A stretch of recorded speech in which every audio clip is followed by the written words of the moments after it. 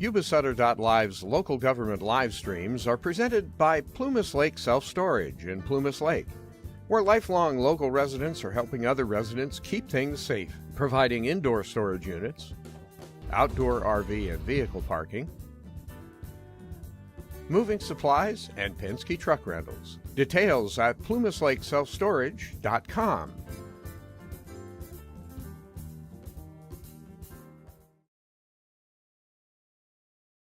Please turn off cell phones or other electronic devices which may disrupt the meeting. If attending via Zoom, please have your microphones muted at all times when you're not speaking. All items on the agenda other than correspondence and board and staff member reports are considered items for which the board may take action. The public will be given the opportunity to comment on action items on the agenda when the item is heard, and comments shall be limited to 3 minutes per individual or group. And there's a comment card if there's an item you'd like to comment on there in the back. And if you are on Zoom when that item is heard, you can use the raise hand feature to make a comment. We're going to start off with the Pledge of Allegiance, so please stand.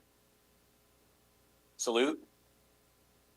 Pledge allegiance to the flag of the United States of America and to the republic for which it stands, one nation, under God, indivisible, with liberty and justice for all.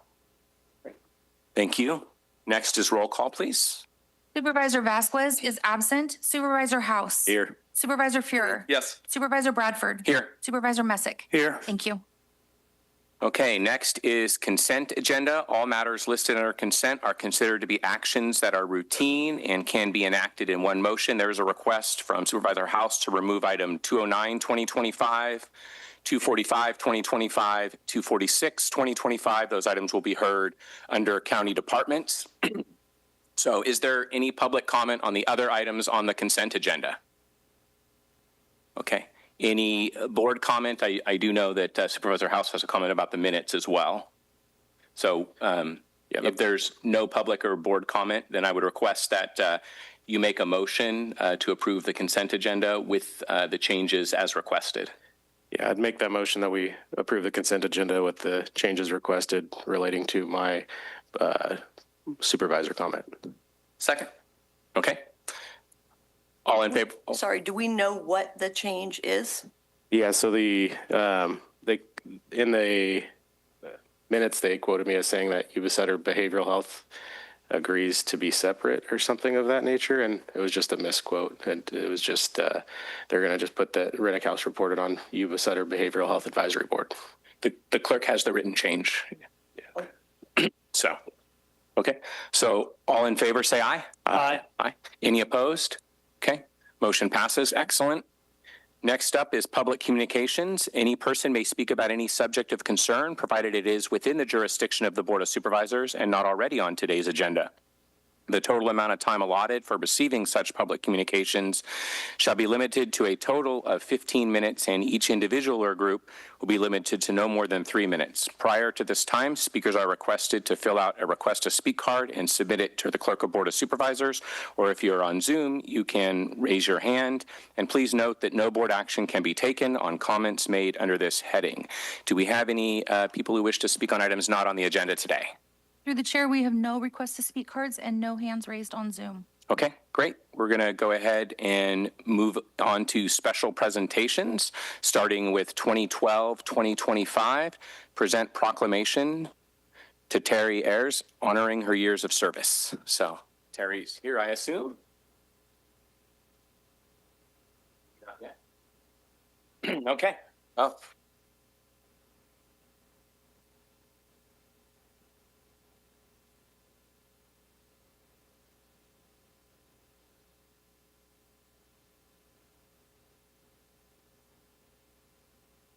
Good morning. Yes, please bring the friends.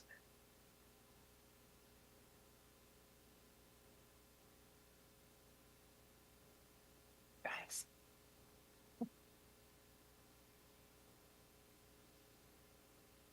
Board of Supervisors proclamation honoring senior victim witness advocate Terry Ayers. Whereas Terry grew up in Yuba County, California, graduating from Lyndhurst High School in 1978, and soon afterwards began teaching swimming lessons to children aged 6 months to 3 years old. And whereas Terry moved to Oklahoma as Part of her love for horses and to cowgirl up, Terry returned home to Yuba County, California, and began working with Yuba County Public Defender's Office. And whereas Terry began her career with Yuba County Probation in 1990 as a legal typist clerk. In 1991, she promoted to probation aide, assigned to the Drug Impact Program, and in 1993 became one of the first two advocates of Yuba County Victim Services, promoting to senior advocate in 2002. And whereas Terry's career has been an integral part of the foundation of Yuba County Victim Services. Terry started the Comfort Canine program in 2020 with Tuscany Blue, an Australian Shepherd, and Blue Heeler mix.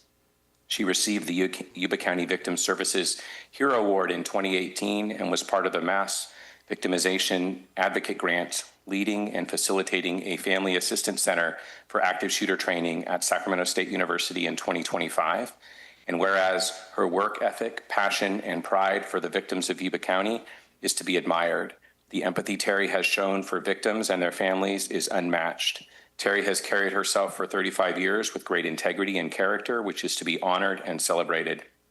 Terry is and will continue to be a volunteer member of the Yuba County Sheriff's Search and Rescue Team. Now, therefore, the Yuba County Board of Supervisors commends Terry Ayers for 35 years of dedicated service and commitment to the citizens of Yuba County and congratulates her on a most honorable retirement. So, thank you.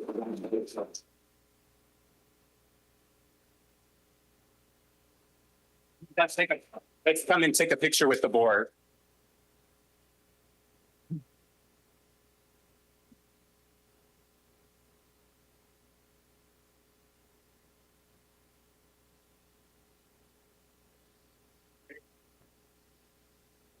Oh, nice meeting. Come here, come here. Better in the picture.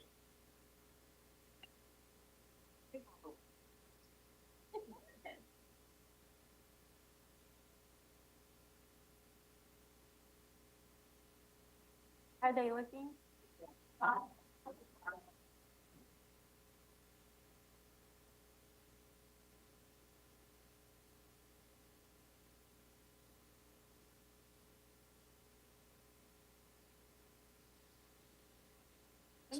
So much. Thank Got you. it back? That's all.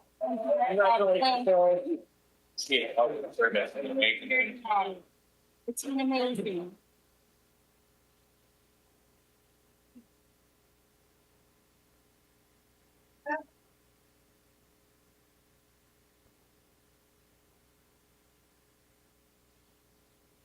Okay, so we're going to move on to item 256, 2025, which are some additional proclamations honoring May 2025 as National Maternal Mental Health Month and National Mental Health Awareness Month. So Rick Bingham and Eric Summers, I think you guys are here, right? How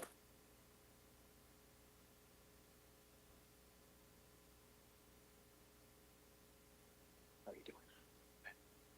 Okay, so we'll start this one here. County of Yuba Board of Supervisors proclamation honoring May 2025 as National Mental Health Awareness Month.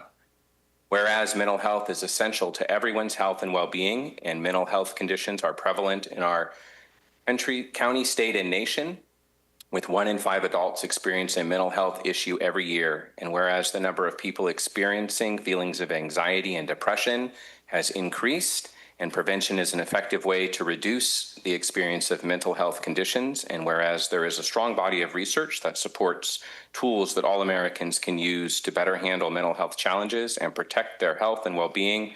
And whereas with effective treatment, individuals with mental health conditions can and do recover, leading to full and productive lives. And whereas each business, school, government agency, healthcare provider, organization, and citizen share the impacts of mental health issues and has responsibility to promote mental health wellness and support prevention efforts. Now, therefore, the Yuba County Board of Supervisors does hereby proclaim May 2025 as National Mental Health Awareness Month throughout the County of Yuba and urges all citizens, agencies, businesses, and schools in Yuba County to support mental health providers' commitment to increasing mental health awareness within our community, as well as to support all citizens who suffer from mental health conditions. So thank you, Rick, for the work you guys do. There we go. So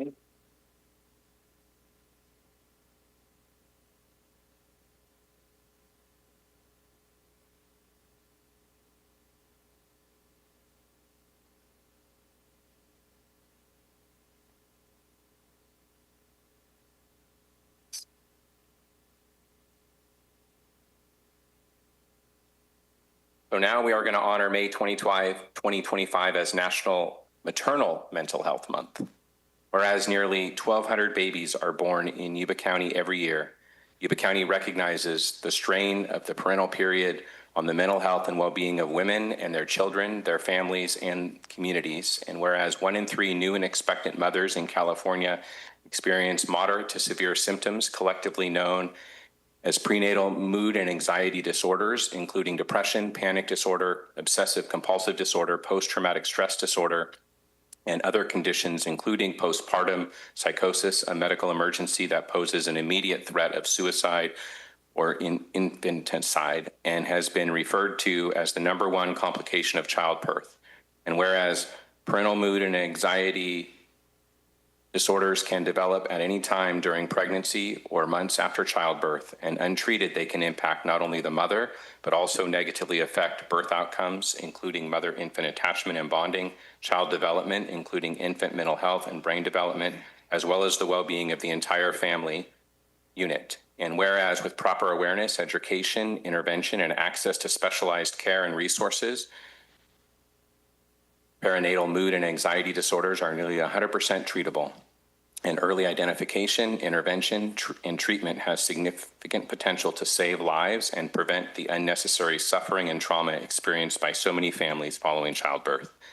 And whereas the increasing public awareness is crucial in addressing perennial mood and anxiety disorders, and by educating citizens, government agencies, community-based organizations, and local businesses, we can reduce stigma and improve access to necessary resources and support for affected women and their families. Now, therefore, the Yuba County Board of Supervisors proclaim May 2025 as National Maternal Mental Health Month throughout the County of Yuba, and commends First 5 Yuba and the Blue Shift Project of Yuba-Sutter for their continued efforts. So, thank you for the work that you guys do.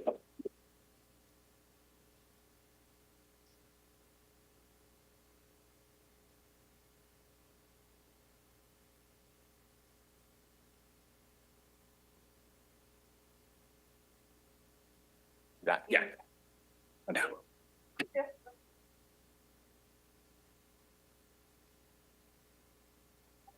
You guys like to come down? Let me get a picture.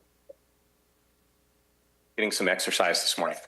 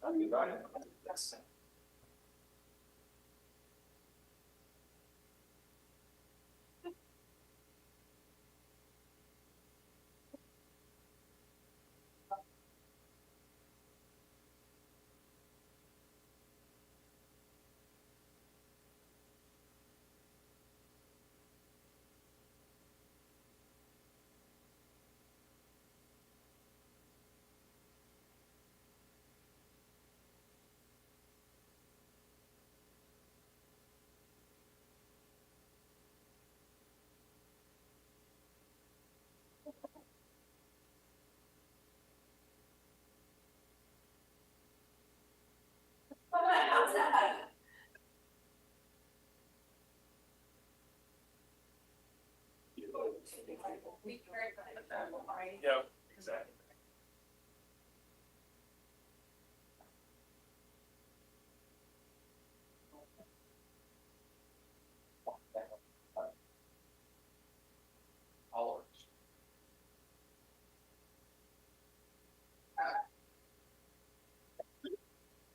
Okay, next up under special presentations is item 234, 2025, receive an update from Yuba-Sutter Arts Council.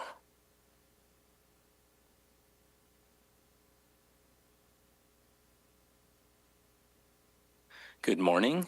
Good morning. Chairman Bradford, members of the board, staff, members of the public. You've heard some of what I'm going to show you before, but we've got a lot of exciting new developments to share as well. Remind me, is it the mouse or to be retrained every year?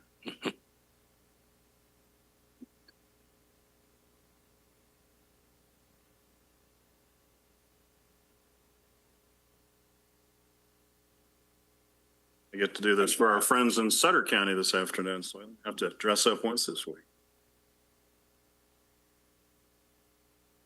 Perfect. All right, thanks so much. I like to come before you each year for an annual report. Oops, I'm blowing. Blew it already. What did I do? Mouse right and let's try everything now. Oh, I'm sorry, there. Duh. Pay attention, David. Anyhow, David Reed, Executive Director of the Yuba-Sutter Arts Council, serving both Yuba and Sutter County since 1981. So I guess we have a big, is that 45 next year coming up. We are the designated affiliate of the California Arts Council representing Yuba County, as well as Sutter County. We're the only two-county arts agency in the state. We've got a wonderful board of directors. Thank you, Chairman Bradford, for serving as the Yuba County representative. We have 3 full-time staff members, a couple of contractors that work with us, and a whole cadre of volunteers that make the magic happen. We have an artist in residence program where we celebrate all the different art forms, pretty much everything, I think. But these folks are recognized experts in their fields and work with us on a lot of our public programs as well as our arts and education programs. And let me just mention, aside from our mission statement, one of my goals has been, since I've been involved with the Arts Council after retiring from my business career, is to, and I'm sure you do, but just to remind you as you're out traveling the country, meeting with constituents locally, that when you're celebrating all the great things in the Yuba County area, that at least there's a bullet point that says, we've also got a very active arts and culture organization, and not just our organization, but community with, the symphony and the master chorale and all the great programs that lots of others who have been here much longer than me have been doing. And that's part of the ecosystem of any, I think, healthy community. So, we appreciate you sharing that. Of course, we've got, baseball and active sports programs in our schools and lots of beautiful natural resources. So thanks for keeping that in mind as you're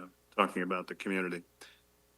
We do a lot of things in the community. I won't bore you with reading all of these, but it's a lot, both, working for government agencies. Like right now, we're under contract with the city of Yuba City to do new murals. There at Water Tower Park. It's going to be a real additional enhancement to what's already there on Plumas Street. We have both the blessing and the curse of owning 2 beautiful facilities. Still our home base here in Marysville, the Lee Burroughs Center for the Arts at 7th and E Street, as well as the Sutter Theater Center for the Arts on Plumas Street in Yuba City. We rent a complex which we call the Calacara Art Studios just off of Plumas Street, Walnut and Reeves, where we host several artists, do occasional outdoor art festival events. So, people say to me often that they hear about an event that we've presented, and they say, "Gee, I wish I'd have known about that. If I'd known it," I said, "Well, how do you get your information?" We do the radio, we do social media, marquee postings, posters all over town, newspaper, e-newsletter that we send out, postcards for free, and so we do our best to let people know that we've got good stuff happening. Our biggest portfolio continues to be our arts and education program. We host student art shows in our galleries each year, typically in the spring, but available anytime. And that allows these students to come out into the community and share with their families and friends a public showing of their work.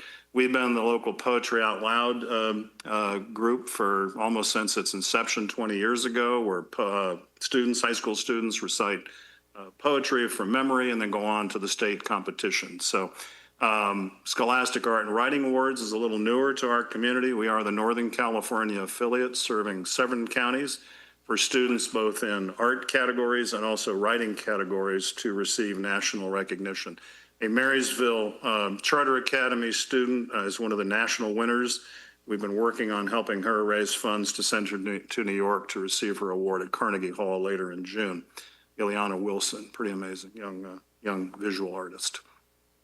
We are able to get grant funding to provide what's called Art Exposure is the program. Take students on field trips. Often we'll take a group to the Crocker Museum in Sacramento. It's not only have they not even been to an art museum, they've never been to Sacramento. It's pretty mind-boggling. Very special arts, where we work with the Virginia School and other special ed programs throughout both counties to put on a series of events in the classrooms, culminating in a big outdoor art festival. Excuse me. These are more examples of the student art shows showing off their wonderful work. Excuse me. Darn. Not enough of something. Very proud this last 2 years to have begun the Youth Mariachi program here in Yuba County. It's part of the Marysville Joint Unified School District now, and it's about to begin at MCAA in addition to these two sites. And hopefully next year it'll be at Lyndhurst High School, so we have the more advanced students moving up. It's also migrating now to Sutter County. Some of the schools there will begin a mariachi program. We do a lot with Yuba College. This was a mural we collaborated with them on to create a couple of years ago. It's on the side of the theater building. If you haven't seen it and you're out there on campus, take a look. It's over 2,000 square feet. It's pretty impressive. A former Yuba College art professor did it, created the mural, Rebecca Wallace. Various other youth programs, after-school art classes, so many. In fact, most of our elementary schools do not offer basic visual art programs of any kind, let alone a resource teacher. And so we're happy to try to help fill that void by offering at our Calacara studios, we have a space there for after-school, free programs for young people to come out and do art. Other programs that we produce, power, fund, however you want to, and some of them we hope become self-sufficient at some point.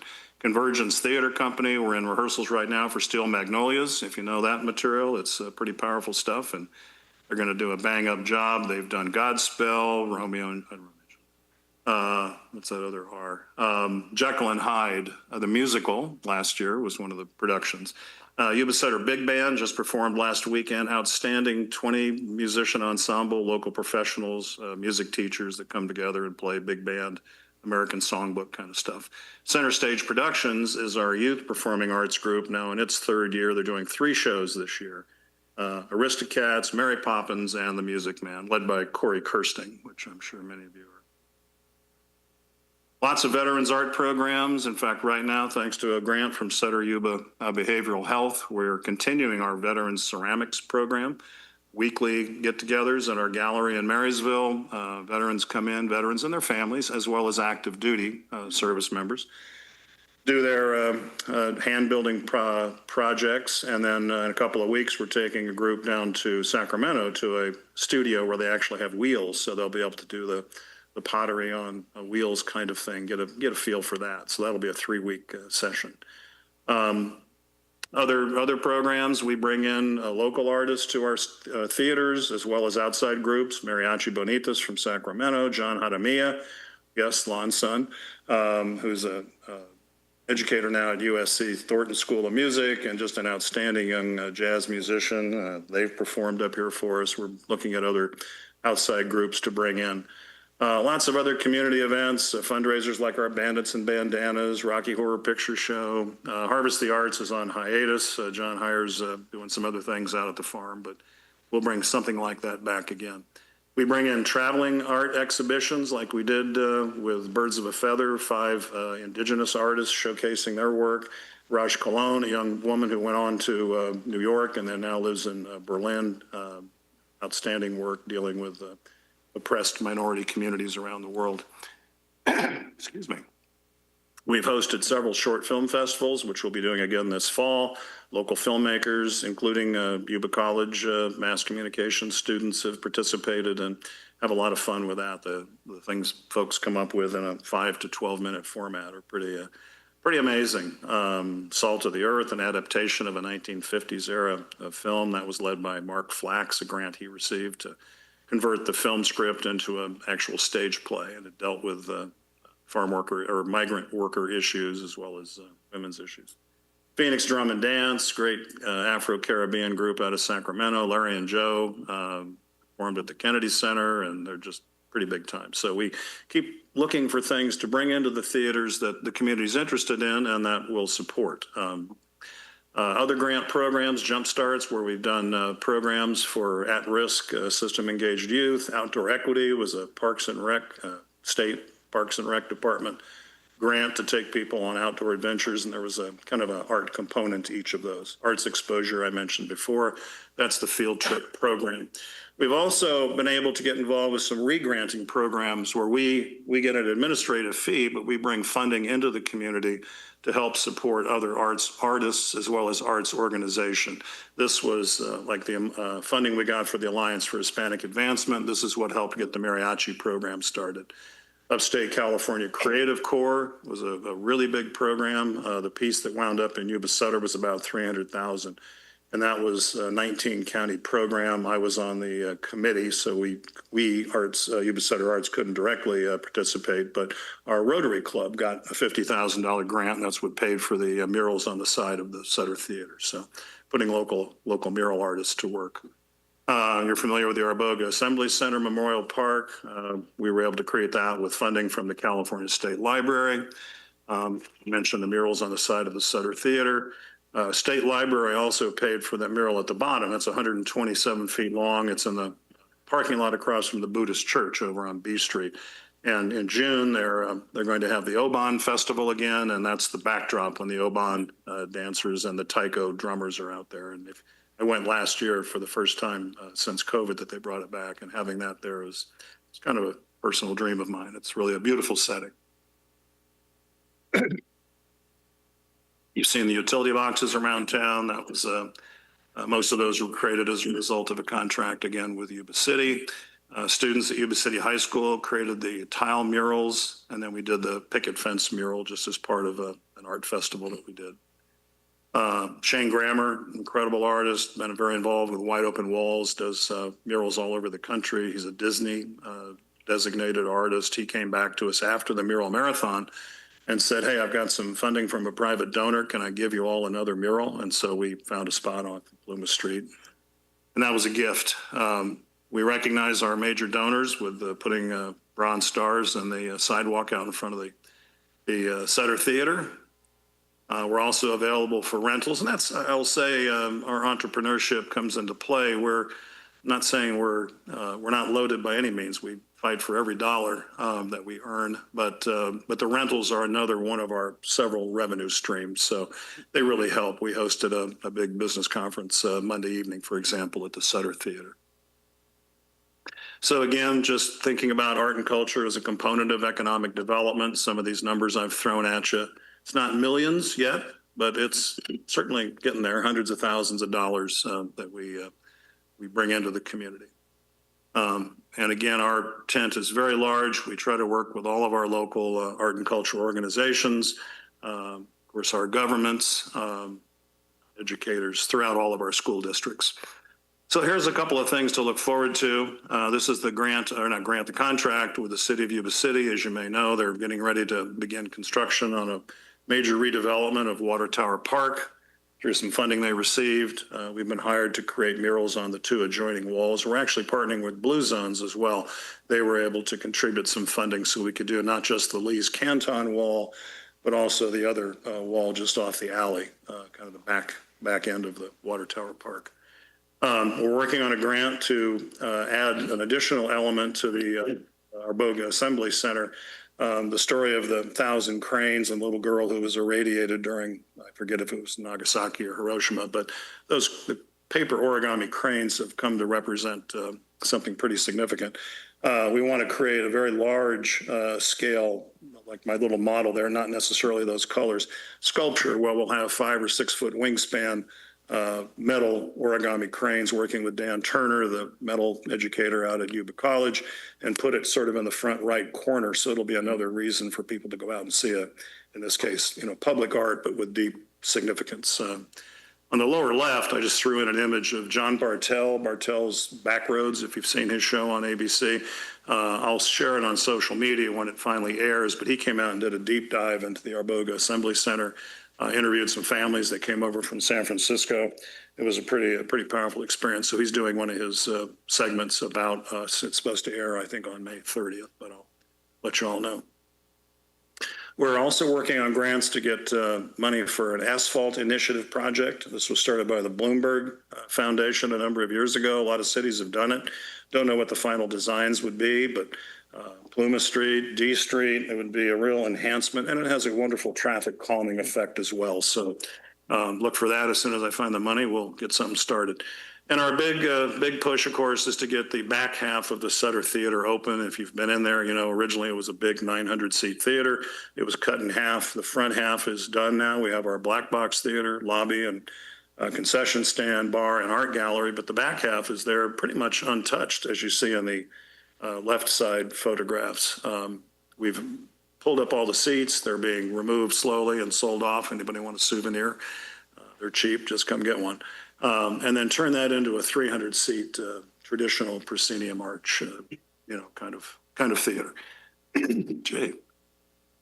So fundraising is underway. We've got an architect engaged, McCandless and Associates, doing a great job. We hope in the next month or two to have a final set of plans so we can go out to bid.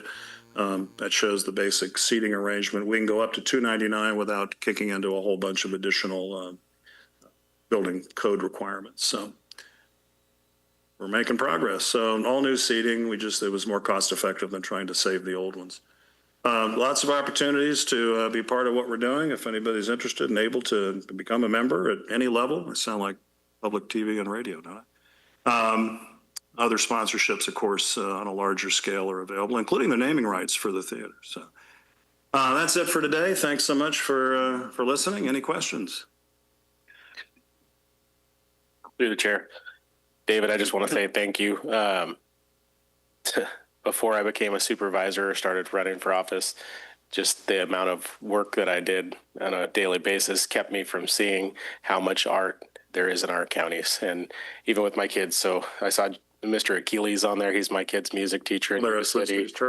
Yep. And I see all the street projects and see how it's all connected. So I think you're doing a really good job of getting that information out there. And you said, how do you receive your media when people say they miss things? It's because we're busy. But we understand. So, but thank you for keep pushing that message out there.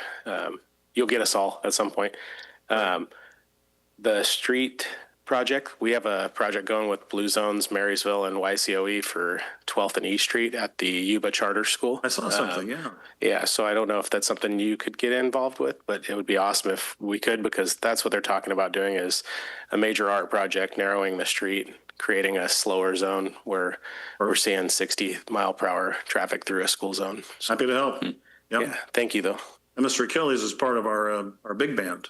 In fact, he was there 2 weekends ago for the big band. He plays jazz guitar, but also is one of our vocalists. So he's a pretty multi-talented guy. Yeah, he's great. Thank you. I was curious about your UCC re-granting program. Yeah. So is that something the acting company could be part of, or what programs are allowed to be under it? They could have, but they've chosen not to apply. I've been talking to Diane and Megan. We have a whole new relationship, as you may know. In the past, there's been, not because of me, I don't know if there was no one available to write the grants or there was some work involved. We're happy to help and mentor. That one, unfortunately, was not funded again by the state. Okay. So it was a one and done at this point. It was, what was it, 50 million? It was a pretty nice chunk. And it was set up by district. We were part of the upstate, it was California Creative Corps. We were the upstate California Creative Corps, and that committee was managed out of the Nevada County Arts Council. So it was the 19 northern tier counties. But so besides the UCC program, then you don't have any other direct re-granting type programs? Not today. Okay. We're always looking. NEA, of course. That was the 150,000 that Master Chorale, Symphony, others. I just couldn't get acting company. Thanks. But we're always looking for those opportunities because that's important to help support everything that's going on.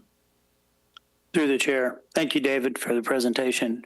If presenting were an art, I'd say you nailed it. It was like we were talking about the next slide as it popped up, so there's no delays. But yeah, My just first rodeo. yeah, I just like to see all the great things you're doing, especially for the youth in our communities. Thank you I so know much. my grandchildren were in an art therapy class, and we helped them quite a bit. So thank you. In fact, one of our board members, Alondra Baines, Harm's niece, not to name drop, but is in training in Southern California right now to be an art therapist. And I'm hoping that she'll come back, at least part of her practice here in the community, because we've gotten calls. Hey, do you know a certified art therapist? So to your point. Yeah, well, they were in a program through, I can't remember who it was through. I think it might have been through Adventist Health. Yeah. Yeah. Oh, It was fantastic. a really good program. Wonderful. Thank you.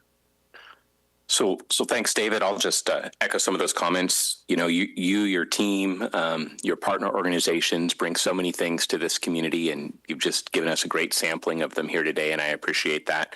I'd encourage folks who miss stuff to get signed up for your e-newsletter. I think it comes out every week. I don't know exactly, but month. Okay. But it seems like it's in my inbox a lot, and there's a ton of stuff in there.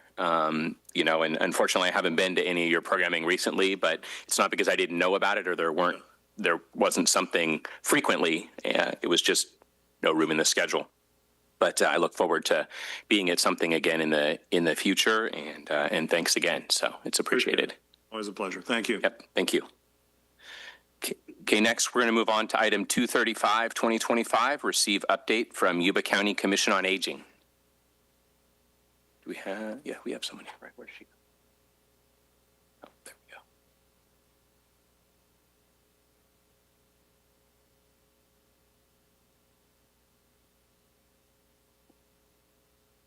Good morning. Let's see.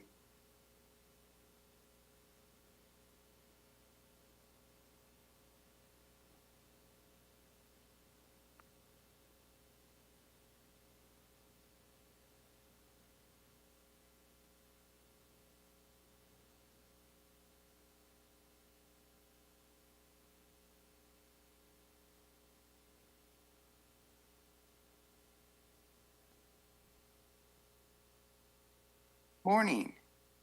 Good morning, members of the Yuba County Board of Supervisors. My name is Margaret Fowler, and I'm honored to serve as the chair for the Yuba County Commission on Aging. With me today is Marie Vu, our vice chair, who will present with me. We are grateful for the opportunity to share work and progress for the commission as we continue advocating for the needs of older adults in our county. With that, let's go ahead and get started with our presentation. Good morning. My name is Marie Vu, Vice Chair for the Commission on Aging. Today, we are proud to share our renewed momentum and progress since reconvening. We are actively meeting for over a year, meeting once a month to rebuild our presence, to make meaningful strides to support seniors across the county. So currently on the board, we have Margaret Fowler, which is next to me. She's the chair. She just switched from being an at-large representative to District 5. Myself representing District 1. Laura Drown, who's our secretary, she's an at-large representative. Peggy Smith for District 2 and Robert Drown for District 3. We have 2 vacant seats, District 4, and we have an at-large representative. See, that's open right now. We also get regular attendees, and we appreciate their attendance during our meetings. We have Jessica Garcia representing Yuba County Health and Human Services, Clinton Wyatt with Agency on Aging, Area 4, and we also have Janique Lead with Freed. In 2024, we set out to hear directly from seniors across Yuba County by hosting town hall meetings in each district. Worked with Freed and Agency on Aging Area 4 to combine their broad data with our local findings. The goal is to create a senior needs action plan for the county with tailored subplans for each district.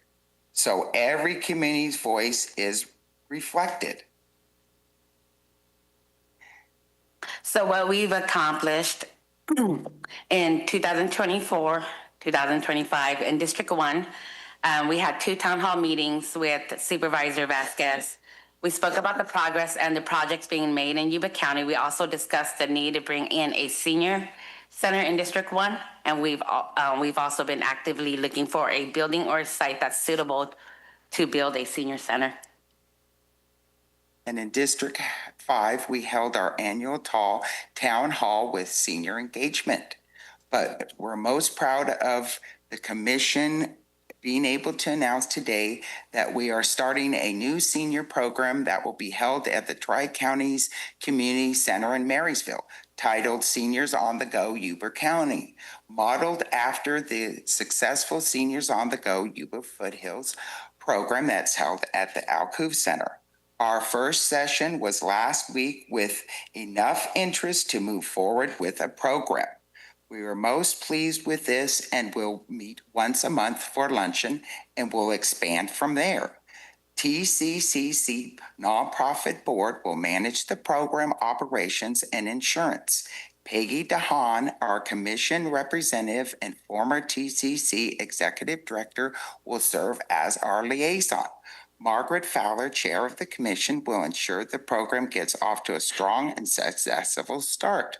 We are happy to collaborate with TCCC as it is a family resource center with strong community ties.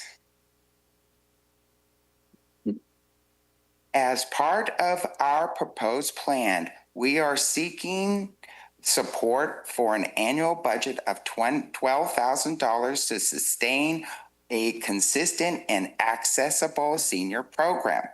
This funding would allow us to operate 2 days a week for 2 hours each day throughout the year and includes a monthly luncheon to provide both nutrition and meaningful social interaction.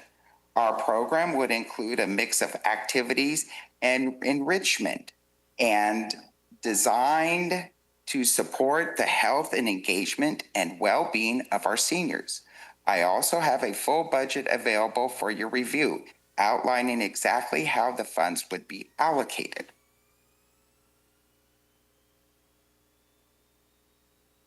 Oh, no. Not that. Slide is that?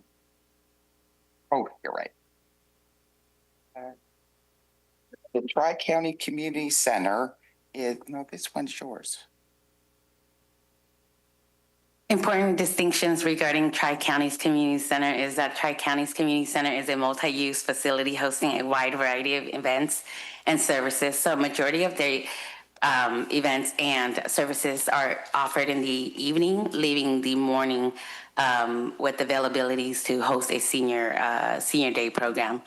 While they're generously providing space for the senior program, it's not designed for a senior center or designated for a senior center. And the seniors in the local county have expressed a strong desire for a dedicated senior center exclusively focused on their needs and activities. As mentioned in some of the programs we had before, they've asked for Tai Chi, yoga, things that they can come together, gather together, and socialize. So looking ahead, please keep us in mind for a dedicated building in the future as resources and fundings allow.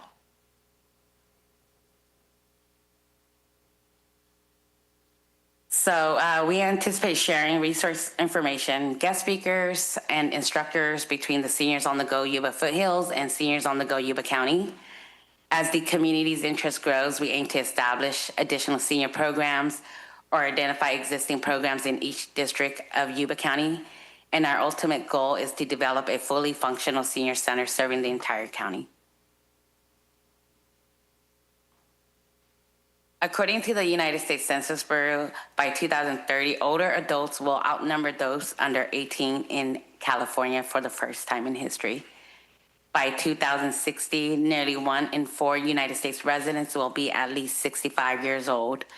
By recognizing this demographic shift, the Commission has proactively engaged with key partners, including the Yuba City Senior Center, where we met on May 1st to explore collaborative opportunities and just seek opportunities and also gain information, inside information on how to sustain the program.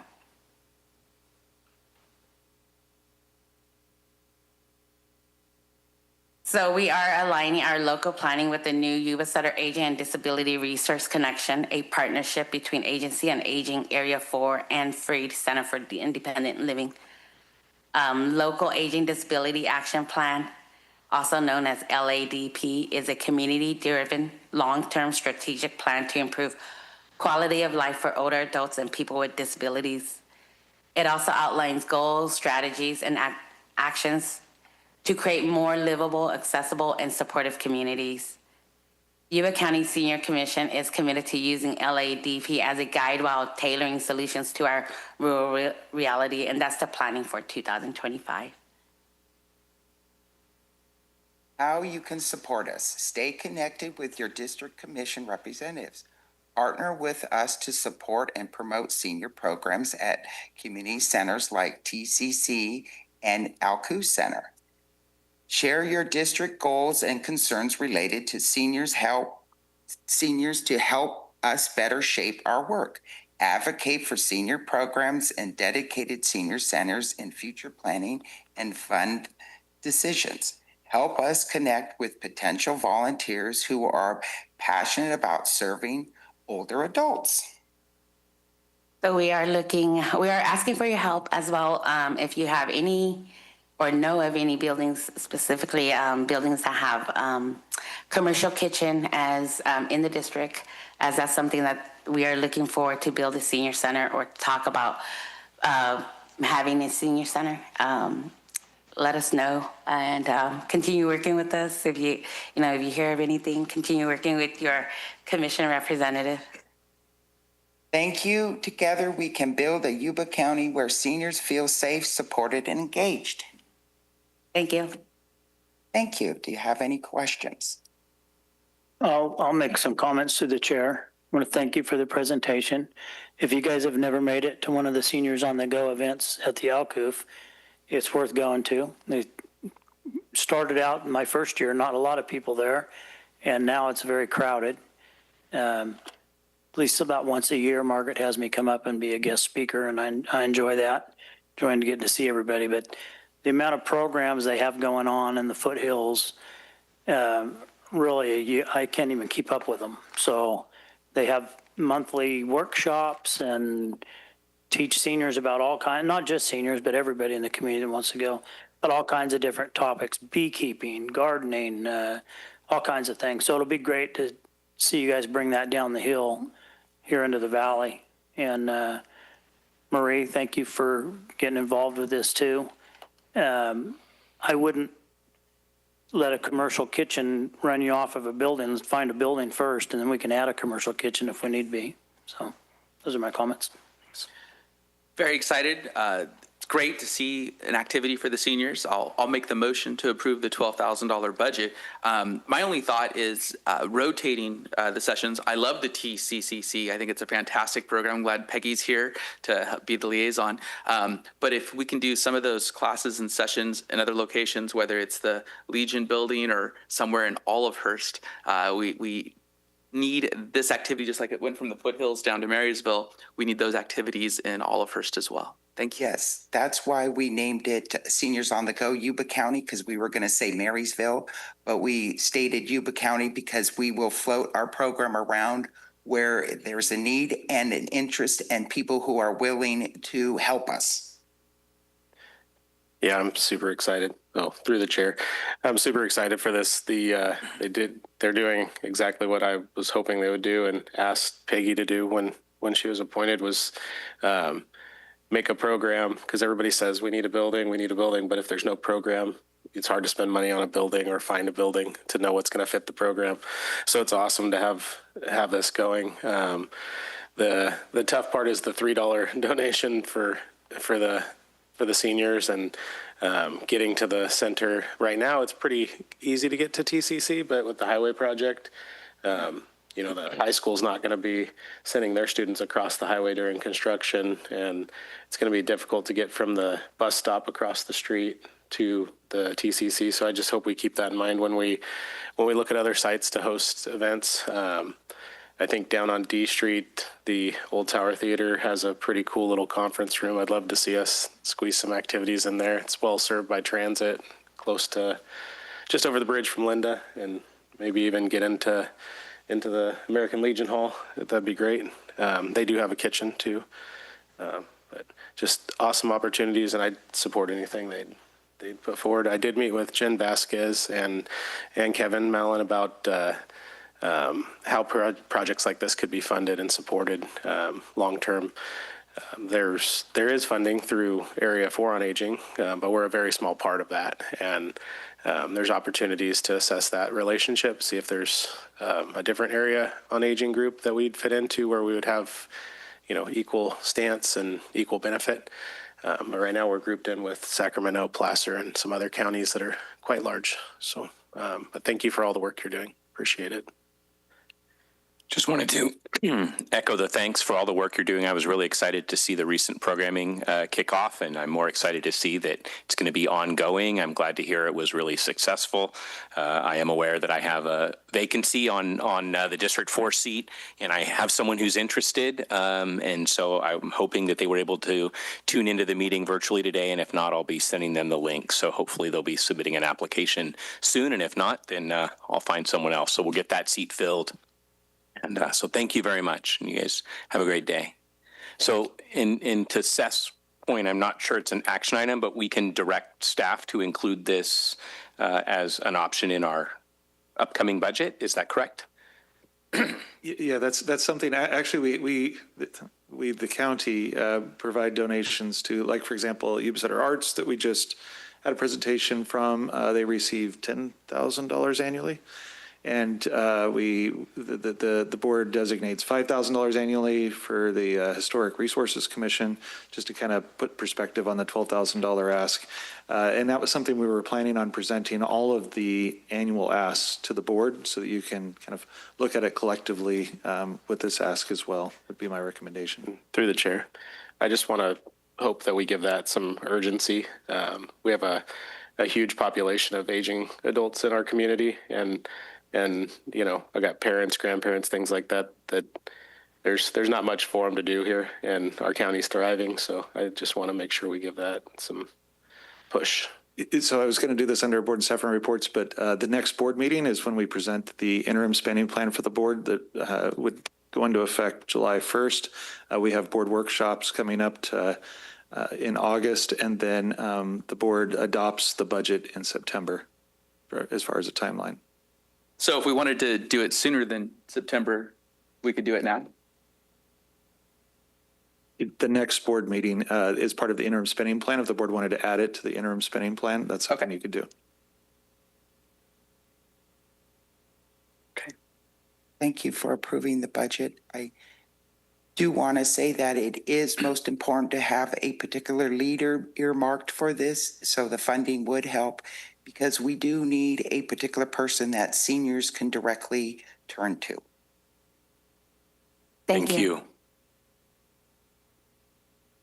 Okay, next we're going to move on to county departments, including the 3 items that were pulled from consent. So we will start with 209-2025.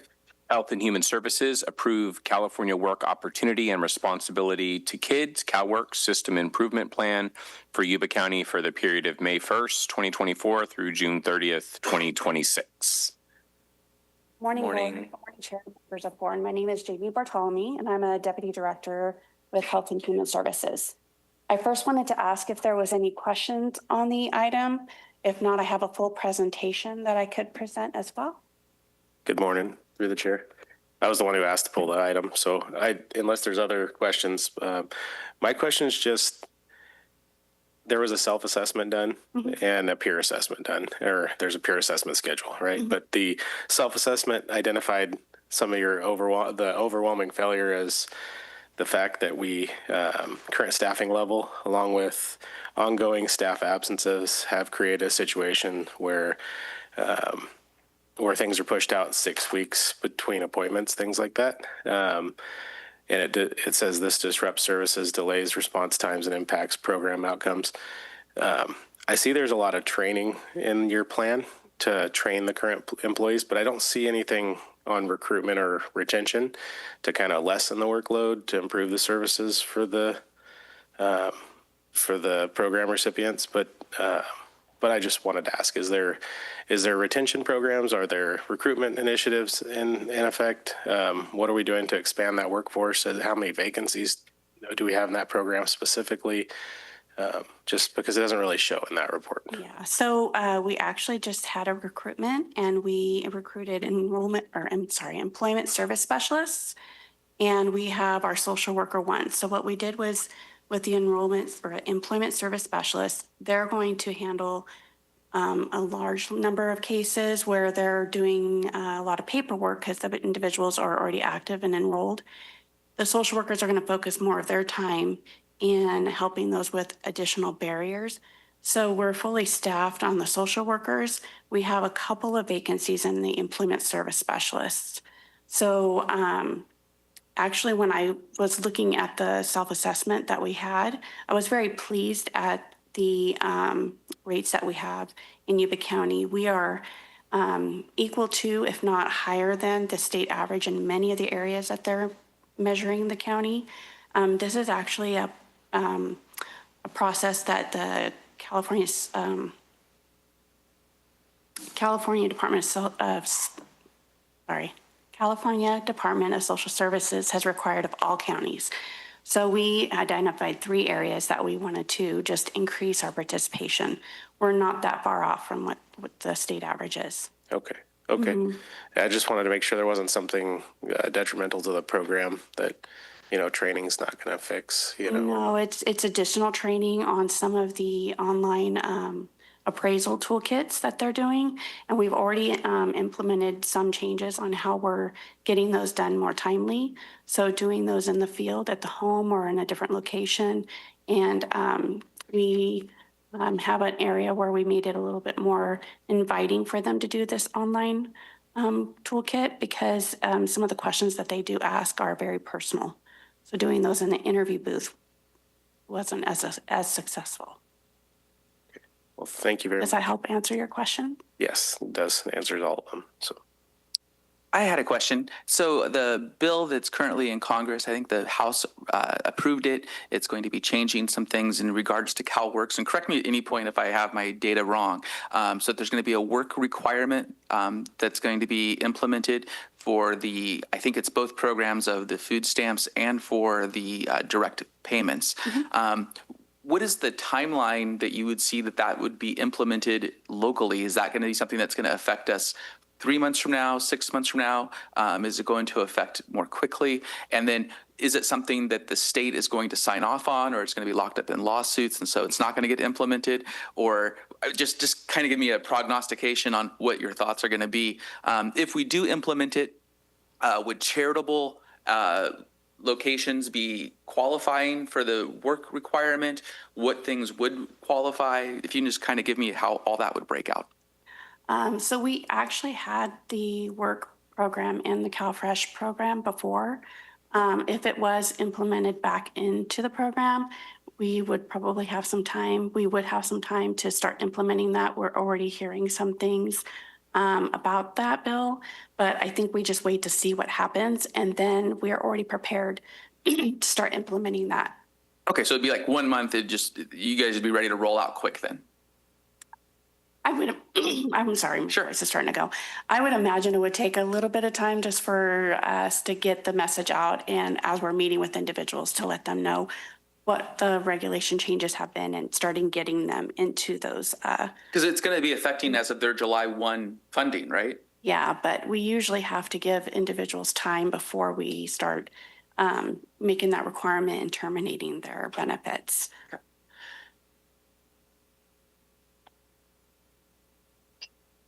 So the activities that are happening in Congress right now, all of the details aren't completely clear of how the state would handle that moving forward. So if those items were to be passed in the various different programs, which also actually includes Medi-Cal at this point, there would be a state decision on how they wanted to implement that. In past years, I would say around 2008, we did see employment programs like this, but it depended upon whether your unemployment rate was at a certain threshold in your county. And so a lot of details are really still unclear, but you would be happy to come back to the board and present further detail once we get more information. So if we were just going to look back to 2008. You have something on your screen there. There you go.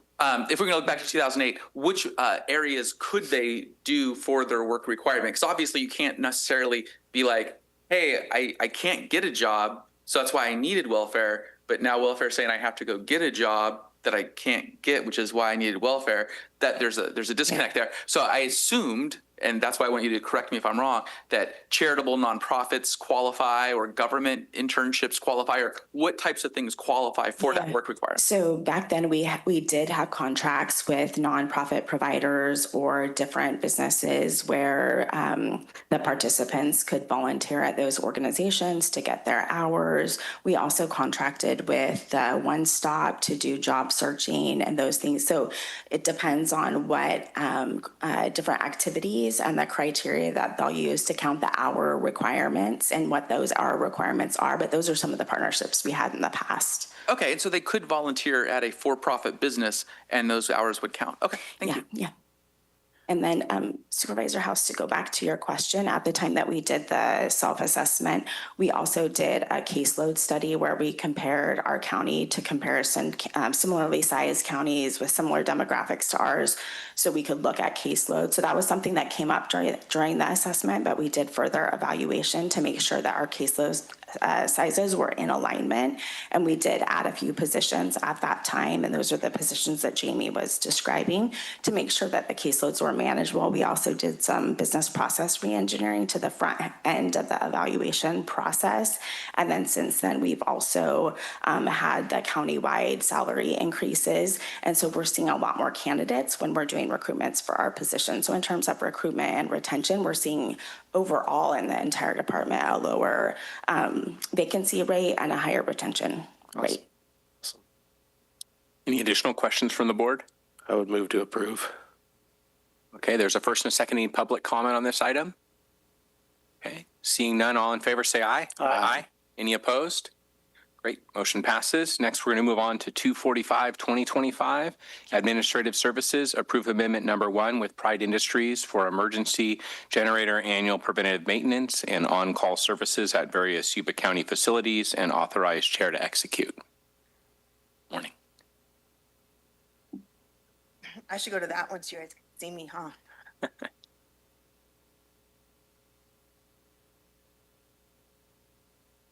Good morning, Chair and members of the board. I'm Jolene Harper with Administrative Services. Today, Administrative Services would like to recommend to the Board of Supervisors the professional service agreement with Pride Industries for emergency generator preventive maintenance and on-call services. So we first went out to bid for this service in November of 2022, but we didn't receive any responses. So then we went ahead and reached out to a few vendors to get some quotes, and Pride is the one that had the best price. So we moved forward with a contract with them, and that was executed in February of 2024. That was a 1-year contract with 2 additional extensions. This amendment has 3 key things to it that we're doing. 1 is to exercise our amendment. 2 is to remove the Tri-County Youth Development Center, because the state, since it's a new building and it's a bond, the state is requiring different requirements for that facility over the others. So the timeline to get that done is a minimum of 8 weeks with the state. And it also increases our amount from $49,999 to $100,000. And this is just to make sure we have enough funding for the next year. Pride Industries provides critical maintenance for county generators, ensuring reliable operation during the outages and ongoing compliance with inspection regulations. So I'm happy to answer any questions that you have. Supervisor House? Yeah, through the chair. So my question is, So with this amendment, first of all, there's no RF, or there's nobody, no qualified bidders put in for the RFP. So we selected a candidate or a qualified company to perform the services, and they perform the maintenance annually, and they're on call if we need their help. But we're removing one generator, and we're keeping the $50,000 per year amount on the one contract, and then in another line item, we're adding an additional, I believe, $100,000 for another contract separate for the tri-counties. Correct. I'm trying to figure out why we would take work off of one contract and maintain the same budget. And That's just, so it did go up about $100 for next fiscal year. However, we never know what our on-call maintenance is, so we just kept it the same. So there may be a little bit of savings there. On on item 246, it's a 3-year contract. And that's going to be about $100,000 for the 3 years. Okay. And then my other comment is just that, that answers the question for why we would be taking one off, but not changing the amount to reduce the first contract. But I don't think this seems routine. I mean, it might be routine in a business perspective, like getting an approval for an amendment, but we don't have this wasn't awarded through an RFP process. It's kind of a one-off scenario where we're splitting equipment off of one contract and making it another contract. So I don't think this kind of stuff should be on the consent agenda, just in my opinion, just so we can have the ability to ask questions. And we get our agendas pretty late, Wednesday, Thursday, Friday sometimes, and it makes it kind of hard to get through 492 pages to when there's one of these items that we could really dig through. So just ask in the future that you give consideration to that. We will. For us, it's pretty routine. If we go out to RFP and we don't get any bids, we just reach out to other vendors. And then we go basically off price and reputation. And Pride's been a very good vendor for us. And I know everybody's got backup generators now. So I see, just driving here this morning, I saw Holt was at the hospital working on the generator on the side of the hospital. I think Days, I want to say they're called Combustion Generator Service, does the Yuba-Sutter Transit Authority. So I just kind of see that it's weird that we didn't get a response to an RFP for a big project. So maybe look at that in the future if there's other avenues for advertising. We're excited. We're going to be starting with OpenGov for solicitations in the next. Well, we're hoping by July, but it might be August, and we're hoping to start getting more RFPs, proposals, and the other from 2022 to now, it's just hit or miss with our proposals, how many vendors we get that are interested.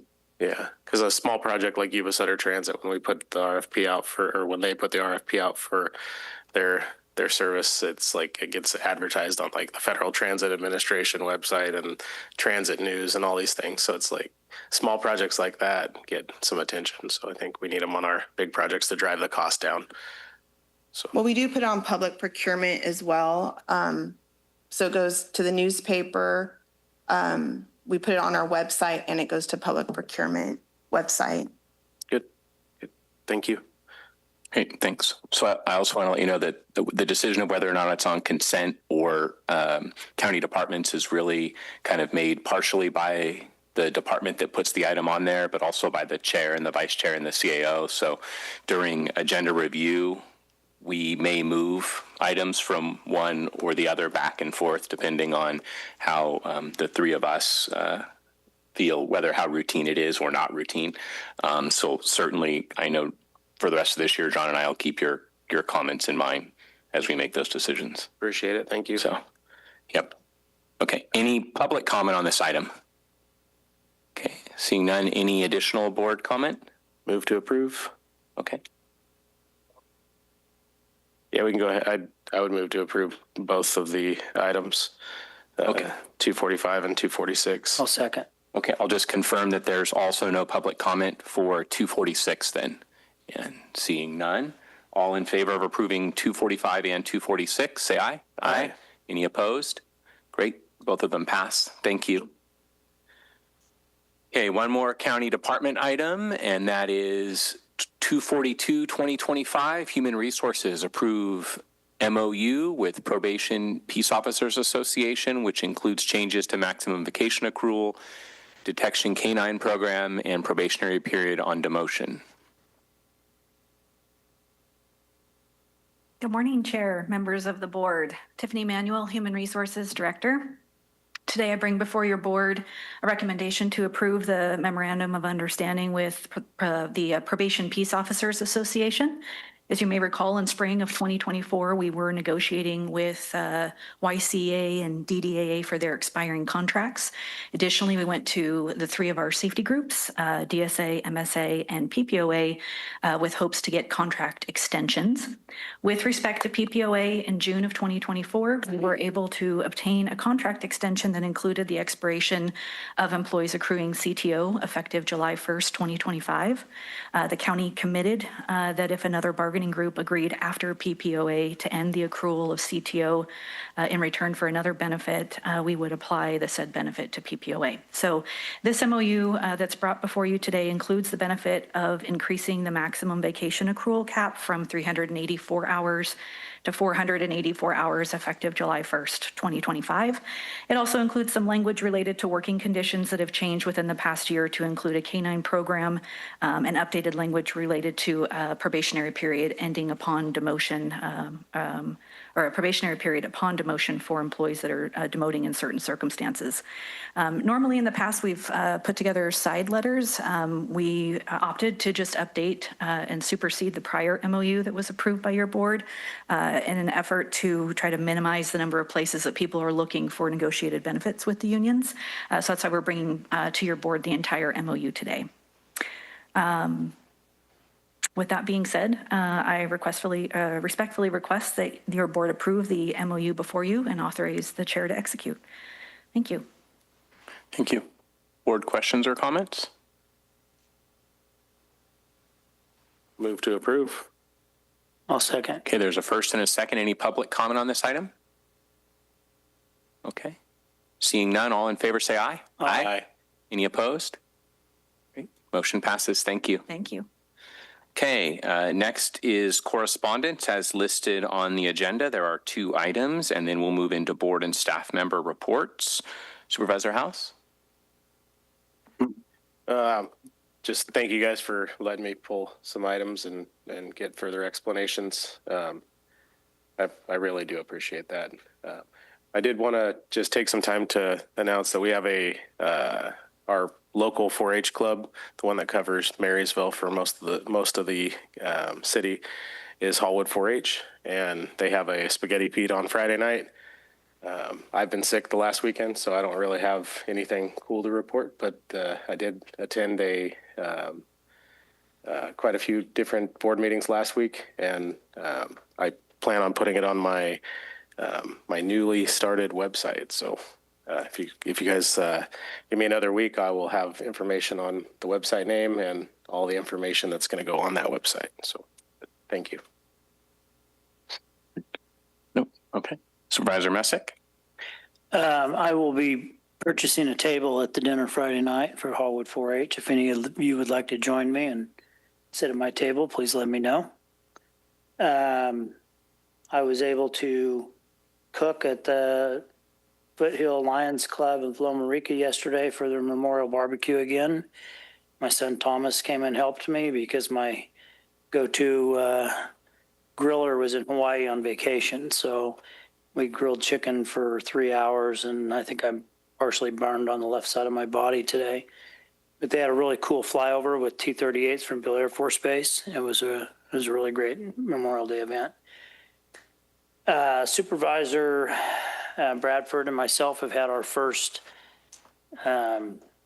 meeting on postal service for the county. We're going to try to come up with a plan with input from county departments on a proposal back to the postal service for a countywide plan. So I don't know if we'll get anywhere with the federal government, but then we're making an attempt at it. So I can't think of anything else right now. So Okay, thanks. Council?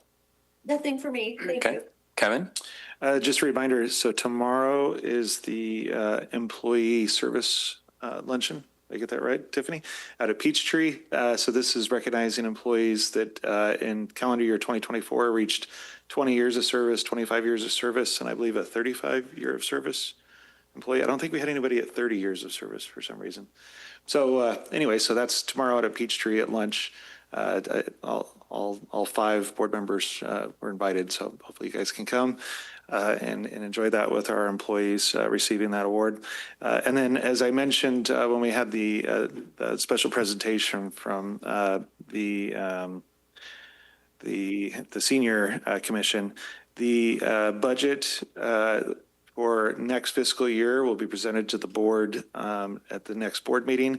And as far as the process, just as a reminder, this is the CAO recommended budget, which is an interim spending plan for the board to adopt that is somewhat of like a placeholder for then the board to go through with each department with the workshops in August to kind of talk through the specifics on their budgets. And then the board adopts the final budget in September. And the request, the $12,000 request, we can definitely present that to the board, for consideration. We do need to work out who would receive the $12,000 because right now I don't think the commission, I'm not sure if they're associated with a nonprofit. Is there because the county would need to enter into an agreement with whoever the entity is that's receiving the funds the board's appropriating. So that's something we'll need to work through.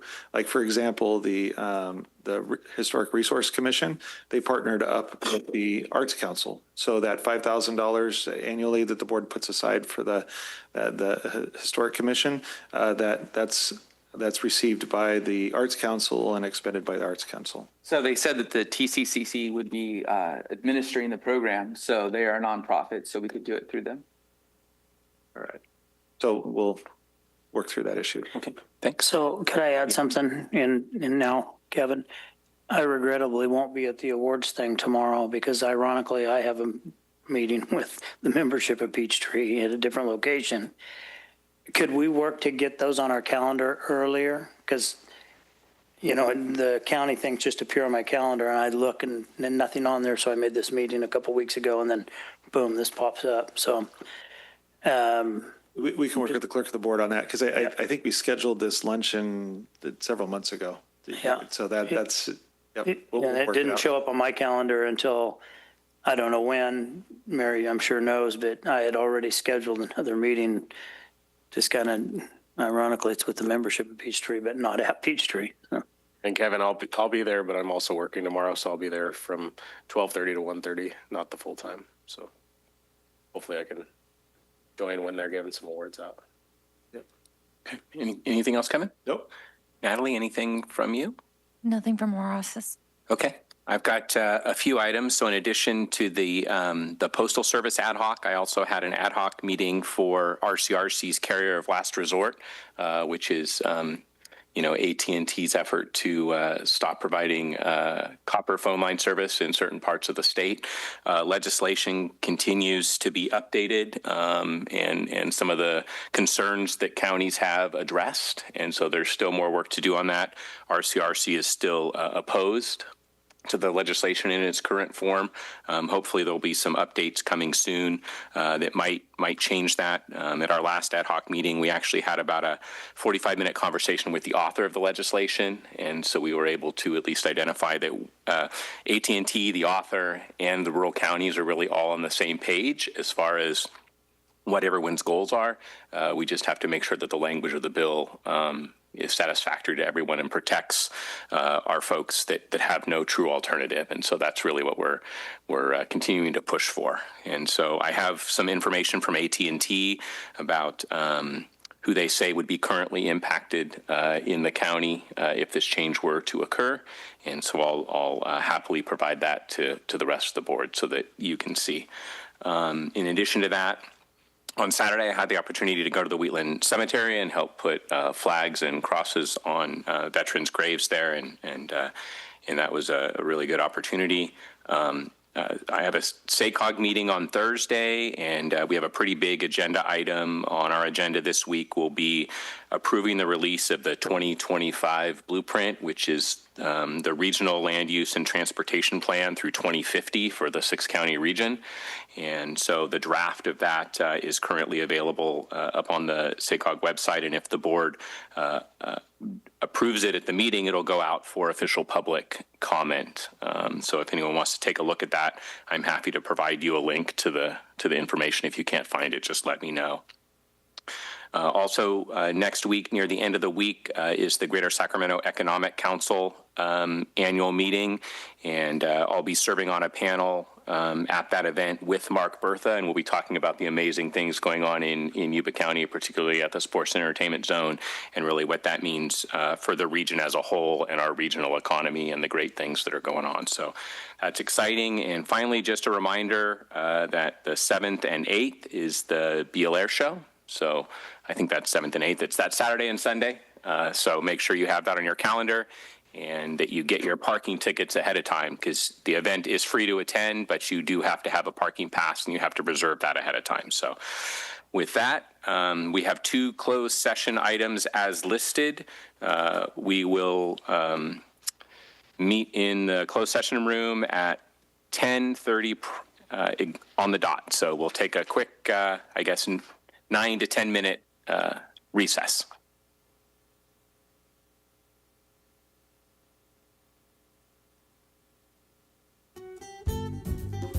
Yuba-Sutter.live's local government live streams are presented by Plumas Lake Self-Storage in Plumas Lake, where lifelong local residents are helping other residents keep things safe, providing indoor storage units, outdoor RV and vehicle parking,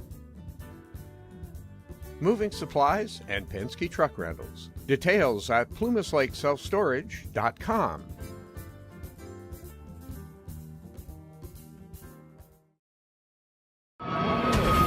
For 70 years, we have flown at 70,000 feet. Beale Air Force Base invites you to the Beale Air and Space Expo, celebrating a legacy of reconnaissance. Witness an astonishing lineup of aerial performances on June 7th and 8th. Free tickets are available at BealeAirShow.com.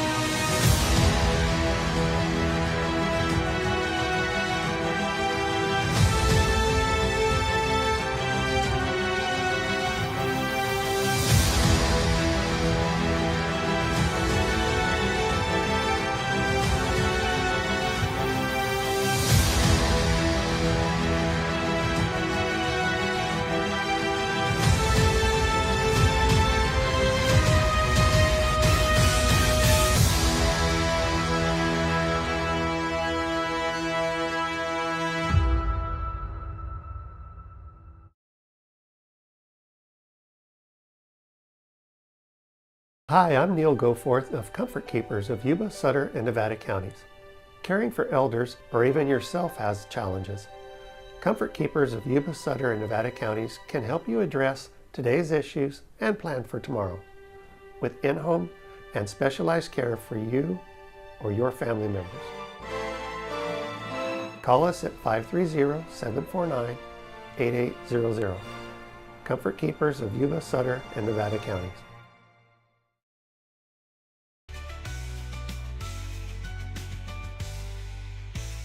Yuba-Sutter's alive. It's the truth that comes through.